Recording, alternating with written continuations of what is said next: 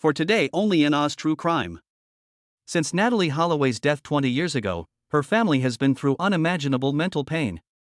It was frustrating that the main suspect didn't say anything for years and never admitted to the charges against him, but his later admissions did bring some relief. Which will never bring back their sweet friend and daughter. It might be the worst thing in the world to know how a child was killed so badly. Come with us as we look at every part of Natalee's case now that justice has been done. But how did a smart student's dream trip turn into a nightmare that lasted for decades and broke up a family? What finally made the man in the middle of it all do it?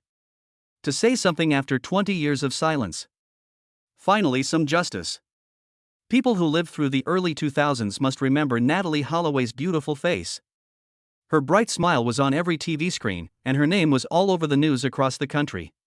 She went on what was supposed to be a graduation trip to Aruba when she was only 18 years old and had just finished high school in Alabama. In May 2005. On the other hand, this sunny vacation quickly turned into a nightmare that would stay with her family and interest the whole country for 20 years. The details of her disappearance remained a mystery for many years.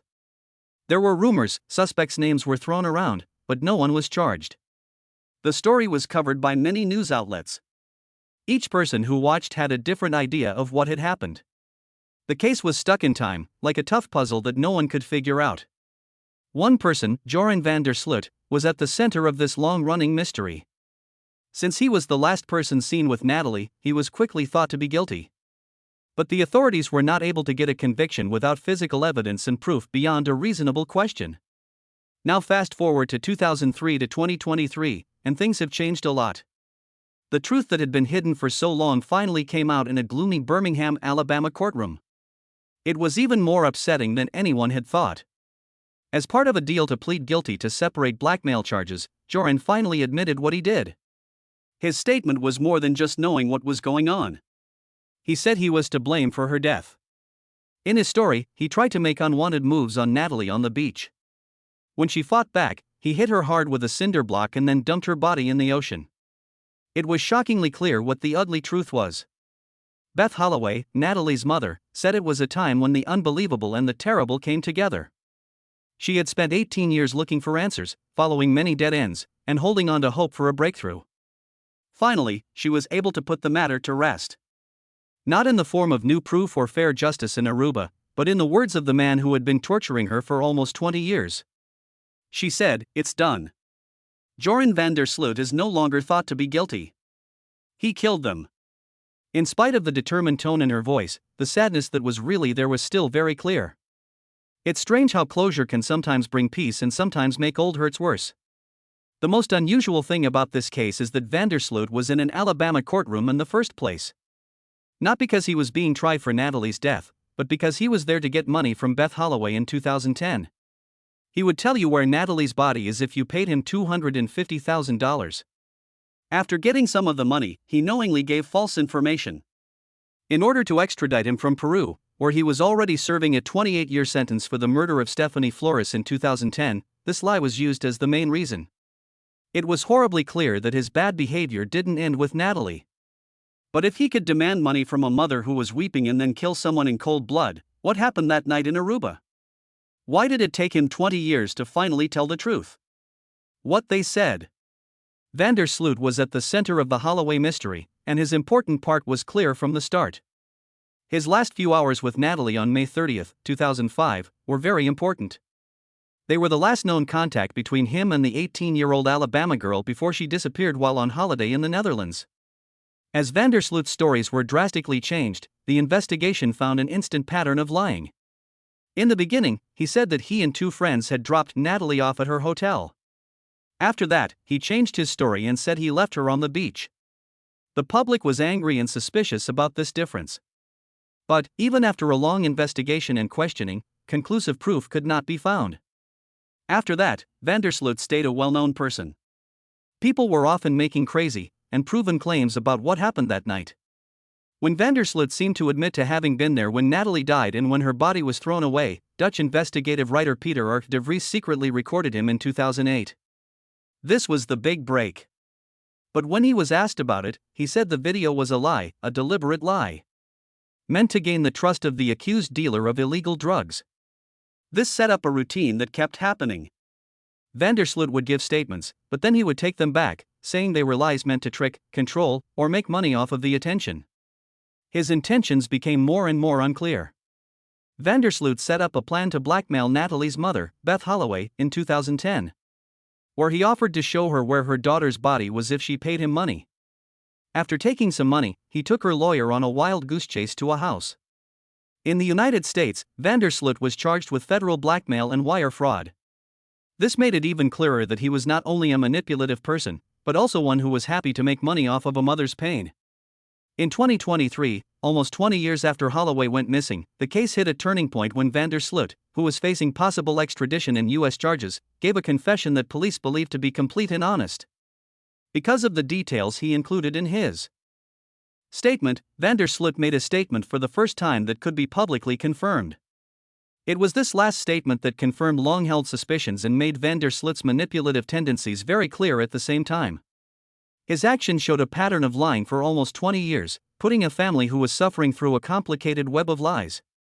The statement itself showed a seriously troubled person whose need for control and attention always came before their desire to tell the truth.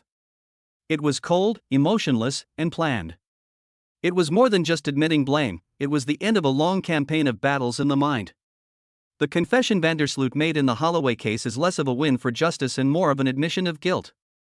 When you close one door, it doesn't offer much comfort. The main effect it had was to show how long the truth was hidden and how much pain it caused over those years. The story is more than just a crime story. It's a story about twisting the truth, taking advantage of doubt, and finally revealing a killer's guilty conscience that had been hidden by lies. But Van der Sloot wasn't the only person who was suspected. Nicholas John and Abraham Jones, two former security guards, were caught by Aruba police on June 5 and are being held on suspicion of kidnapping and killing Natalee Holloway. Both of these guys had worked at the Allegro Hotel, which was being fixed up at the time.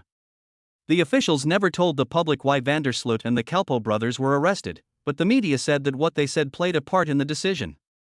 Reports also said that John and Jones often went to hotels to meet women, and one of them had a history of legal trouble. Both were jailed for more than a week and were freed on June 13 without being charged. Police caught Joran Van der Sloot and the brothers Deepak and Satish Kalpo just a few days before the murder. They were suspected of kidnapping and killing someone. Aruban law allows police to detain people based on a strong suspicion, but they have to keep showing more evidence to support their continued detention at judicial reviews. In the end, Deputy Police Chief Gerald Dompig said that these three suspects had been the main target of the investigation from the start. 3 days after Holloway was reported missing, the cops began spying on her, tapping her phone, and reading her emails. Even so, Dompig said that Holloway's family's pressure made the police move faster than they would have liked and make arrests before they had all the evidence available. On June 11, David Cruz, who works for the Aruban Minister of Justice, said that Natalee had died and that the police knew where her body was. This was not true. He later took back what he said, saying it was based on false information. In the late evening, Dompig told the Associated Press that one of the suspects had admitted that Natalee had been hurt after he took her to the beach and that police were being led to the scene. The next day, people from the prosecution didn't confirm or deny this claim, they only said that the case was in a sensitive stage. A sixth suspect, disc DJ Steve Gregory Crows, was arrested on June 17 after one of the first suspects linked him to the crime. On June 22, Paulus Van der Sloot, Joran's father, was caught and held for a short time. On June 26, both Paulus and Crows came out. It was during this time that the suspects' claims changed more than once. At the end of the day, all three agreed that Joran and Natalee were dropped off at the beach near the Marriott Hotel, and the Kalpo brothers left. At first, Joran said he left Natalee alive on the beach. Satish Kalpo's lawyer says that Joran then called Deepak and, 40 minutes later, texted him that he was on his way home. This third version was criticized by Dompig. He talked about how Joran changed his story to put the blame on the Kalpo brothers when they started blaming him. He also said that the suspects were fighting during court processes because their stories were not consistent. Dompig thought that the second version of the story meant that Natalee and Joran were really dropped off at the beach by the Marriott Hotel. The Kalpo brothers were freed on July 4 after a review by the courts. Van der Sloot, on the other hand, was held for another 60 days. On July 4, 2005, infrared cameras and F-16s from the Royal Netherlands Air Force were used to help find Natalee Holloway. They looked, but they couldn't find anything. The government was meant to check to see if the landscape had changed after looking at satellite images and more recent images of the land in March 2006. That could mean a body was hidden. A groundskeeper in the area said that they saw Joran van der Sloot and the Kalpo brothers on or near the Aruba Racket Club early on May 30th. Police partially emptied a pond nearby, but they didn't find anything. A jogger gave cops a tip when they heard. He saw people burying a blonde woman in the same garbage dump that had been searched before. Using cadaver dogs, the police searched the dump 3 more times but found nothing. Aruban police and the FBI worked together to look at duct tape with blonde hair on it. However, forensic research showed that the hair did not belong to Holloway. On August 26, the Kalpo brothers were caught again, along with Freddie Arambatsis, who was facing separate charges involving a child. Later, Dom Pig said that these charges were just a way to try to get the suspects to confess, but it didn't work. All of the suspects were freed by a judge in September 2005, with the condition that they could be questioned. On September 14, all the rules were taken away. Van der Sloot did a number of talks with the media over the next few months. In March 2006, he told Fox News that Holloway wanted to have, but he turned it down because he didn't have any protection.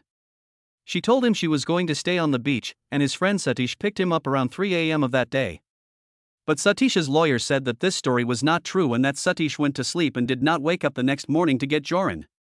Van der Sloot admitted to lying early on, but said it was because he thought Holloway would show up soon.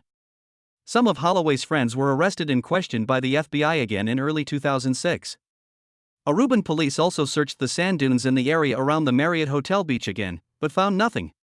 Before stepping away from the case, Chief Gerald Dompig said in an interview that he thought Holloway might have died of some kind of drug or alcohol abuse and that her body was then hidden. He also said that the probe would cost Aruba about $3 million. Any reports that Holloway used drugs were denied by her family. Natalee's dad, Dave Holloway, wrote a book about the search for his daughter on April 11, 2006. And saying that the Aruban government is crooked and unable to do its job. What do we still have today? For most people, the case is over, but not in a good way. Instead, it's a sore that has been torn open again.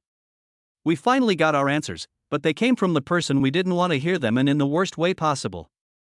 The terrible way Natalee died. Natalee Holloway was killed violently, Joran van der Sloot admitted in a confession in 2023.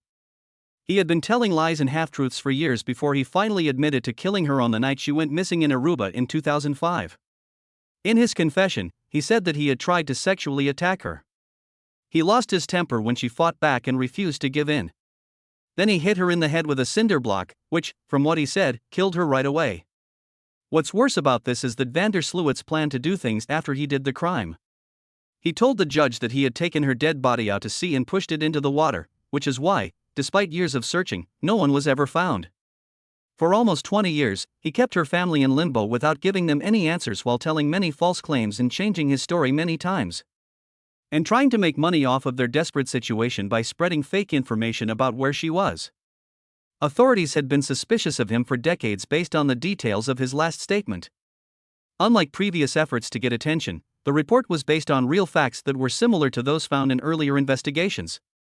Even though it couldn't bring Natalee back, it finally told her family the sad news they had been waiting almost 20 years for. To her family, detectives, and the public, the question of whether Natalee Holloway's body would ever be found has been a plague for almost 20 years. Her body parts were never found, even after many hunts and attention from people all over the world on the case. Van der Sloot's long-awaited statement was one of the most recent events that finally answered questions about her fate. Even though it was still very unlikely that her body would heal. In his 2023 statement, he said that Natalee was killed and buried in the ocean just hours after she died. He said that he hit her in the head with a cinder block on the beach and then pulled her into the water. If this really did happen, which the police thought it most likely did, it made it very hard to get her body back. The sea's size and power made barriers that could not be overcome. Tides, currents, and marine action over the course of almost 20 years would have made it impossible to save and restore. In real life, even though the truth had been found, nature had probably covered up the last outward signs of her. Years went by. A lot of searches were done in different places, like ponds, sand dunes, and trash cans, all based on leads, tips, or statements. Things together like a grave or a landfill, instead, it spreads them. Many families of people who have gone missing in the ocean have to deal with this horrible truth. On the other hand, this last statement may be the closest thing Natalee's family will ever get to closure. It's good to have an idea of what happened to her, even if they can't bring her home. The truth that was hidden behind lies for a long time has come to light, but her body may never fully recover. When there is no more physical proof, the truth is sometimes the only form of justice left. Natalee's death did not happen in a strange way. There wasn't a high-tech cover-up by a lot of people, and there was no longer any chance that she had gotten away. Someone she had just met broke her heart and killed her. For years after that, she didn't feel bad about hiding the truth. They looked into the case for a long time and in a horrible way. But as the truth came out, there was still another question. Why did it take so long to get here? How did the island react to the family's actions? Did the study itself help find the truth or bury it deeper? Problems with the probe.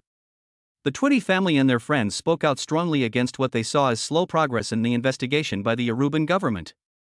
Of course, the Twitty family was attacked for how they behaved on the island. They were accused of hiding possibly damaging information about Natalee Holloway by not letting her classmates talk about the case and using the media to spread their version of what happened. A charge the Twitties strongly rejected. During talks and in her book, Beth Twitty said outright that Joran van der Sloot and the Kalpoe brothers knew more about Natalee's disappearance than they had previously said. Besides that, she said that at least one of them had abused her daughter. When the Kalpoe brothers were freed from jail on July 5, 2005, Twitty said something that caused a lot of debate. About 200 Arubanos showed up at the Oranjestad courthouse that night with signs that said, in response to Twitty's allegations, Satish Kalpoe's lawyer threatened litigation and called the allegations Twitty made about the Kalpoe brothers prejudicial, inflammatory, libelous, and downright absurd. On July 8, Twitty apologized to the people and government of Aruba for upsetting them and told the public that she was sorry for what she said because she was sad and angry. Beth Twitty wrote Loving Natalee and put it out in 2007. A mother's story of faith and hope. She said again on Nancy Grace in the fall that she thought van der Sloot and the Kalpoe brothers were responsible for the crime. More had to be done to get justice, she urged, saying, if we give up, there's no chance at all that anything will happen. After a Dutch TV show with proof on a compromising video of van der Sloot was shown by Peter R. Vries, Twitty said that the videos show what happened in Natalee's case of disappearance. She told the New York Post that her daughter might still be living today if van der Sloot had called for help. It was his fault that he hid Natalee's body, possibly while Natalee was still alive in the Caribbean Sea. Another thing Twitty said was that Joran had called his father, Paulus van der Sloot, who helped plan a lie to hide what happened. In addition, the Holloway family said that van der Sloot had been treated better by the Aruban court system. After a court decision that van der Sloot could not be arrested again, Twitty said, his life is a living hell. He later added, I would accept a Midnight Express prison anywhere for Joran. Twitty started the International Safe Travels Foundation after her daughter went missing. It is a non-profit organization whose goal is to teach people how to travel abroad safely. She said in May 2010 that she was going to open the Natalee Holloway Resource Center in Washington, D.C., at the National Museum of Crime and Punishment. The center, which opened to the public on June 8, was made to help families of people who have gone missing. At first, the Holloways spoke out against not traveling to Aruba, but by September 2005, they had changed their minds. Beth Twitty also told the public that Americans shouldn't go to Aruba or any other Dutch islands because she was worried about the safety of tourists there. At a news conference on November 8, both Alabama Governor Bob Riley and the Holloways called for a boycott. Riley also made his case to the other governors of the United States, who were all on his side. Getting permission from the people who spoke for Arkansas and Georgia. The Philadelphia City Council also passed a resolution asking Pennsylvania Governor Ed Rendell to join the boycott. He refused, and there were no plans for federal action either. There were people in Alabama's congressional group who spoke out in favor of the boycott. These included Senators and Representative Spencer Baucus. Senator Richard Shelby spoke to the American Society of Travel Agents about his concerns about the safety of U.S. citizens in Aruba. He said, "We don't threaten the United States or Alabama." In response, Aruban Prime Minister Nelson Oduber defended the island's detectives and criticized the boycott, saying, "We don't threaten the United States or Alabama." Together with the government of Aruba, the business and tourism groups set up the Aruba Strategic Communications Task Force to fight false images of the island. There were people from the Aruba Hotel and Tourism Association and the Aruba Tourism Authority in the group. They spoke out against the boycott and defended how the island was handling the situation. Indeed, the media were very aggressive in how they told the stories, and to be clear, they did not tell Natalee's story correctly from the start. But as Aruba tried to protect its image, the media storm got worse, turning a small tragedy into a worldwide show. How did the news make this story what it is? And how much does it hurt the truth? News report. Natalee Holloway's disappearance caused a media frenzy that changed the way news is reported today for good. A girl from Alabama went missing while on a graduation trip to Aruba. Within hours, her face was shown on TVs all over the United States. The case had all the makings of a television story. A young, attractive American tourist who had lost in a tropical paradise. There was a lot of coverage of the story on cable news networks, especially in the US. Natalee's local missing persons case became a story that people all over the world knew about. Natalee's mother, Beth Twitty, became a powerful figure in the media, appearing on well-known shows like The Today Show, Nancy Grace, and Larry King Live. People were moved by how hard she worked to find her daughter, and cable news networks, especially Fox News and CNN, used the Holloway case as daily drama. The network showed hundreds of shows about possible suspects, motives, and ideas, but most of them were based on nothing but speculation. The name of the main suspect, Joran van der Sloot, became well known because of all the media attention. Coverage sometimes went into tabloid territory, making him look like the bad guy in what seemed like a story made just for TV. A lot of pressure from the media kept the case in the spotlight, but it also caused a lot of trouble. Some people didn't like how Holloway's case got as much attention as other missing persons cases, especially those involving people of color. The difference made people talk more about the missing white woman syndrome. This is when the media pays a lot of attention to young, white, middle or upper-class female victims while barely or not at all mentioning others. Authorities in Aruba and the media continue to have trouble getting along. At first, they were happy about the attention because they thought it might help solve the case, but as time went on, they became frustrated. Police on the island of Aruba were criticized unfairly and without cause during live broadcasts, and people on the island felt like their island was not being fairly portrayed. Negative press caused fewer tourists to visit, and claims by the media that the Aruban police force was corrupt or incompetent caused a rift between U.S. media and Aruban officials. As time went on, the news stopped talking about Natalee's disappearance and started talking about what they said were problems with the probe. Any little change in the case was called breaking news, and any statement, confession, recantation, or shocking new information from van der Sloot was on the front page. The reporters couldn't get enough of the story. It matched the public's steady interest. At this point, the missing persons case had become a huge deal in the news. Even after many years, Natalee's case kept getting attention whenever there were new events, such as van der Sloot's killing arrest in Peru and his extradition to the US. Documentaries, true crime shows, and dramatized TV specials kept the case in people's minds. Long after daily news stopped being reported. Streaming services, shows like Dateline NBC, and others kept coming back to the case to try to figure out what had happened to her. Lastly, the Natalee Holloway case was a turning point in how the media covered cases of people who go missing. The case showed both how strong public awareness can be and how flawed the tone of the story was and how biased the media is when reviewing and making decisions. The active media did help keep the investigation in the news and put pressure on the authorities to look into the case, but it also brought up unfair and careless parts of news coverage, like bias and overexposure, and made the lines between news and fun less clear. There's no more to see in this movie. Feel free to share your ideas on this video in the section below if you find it interesting. We'll see you next time.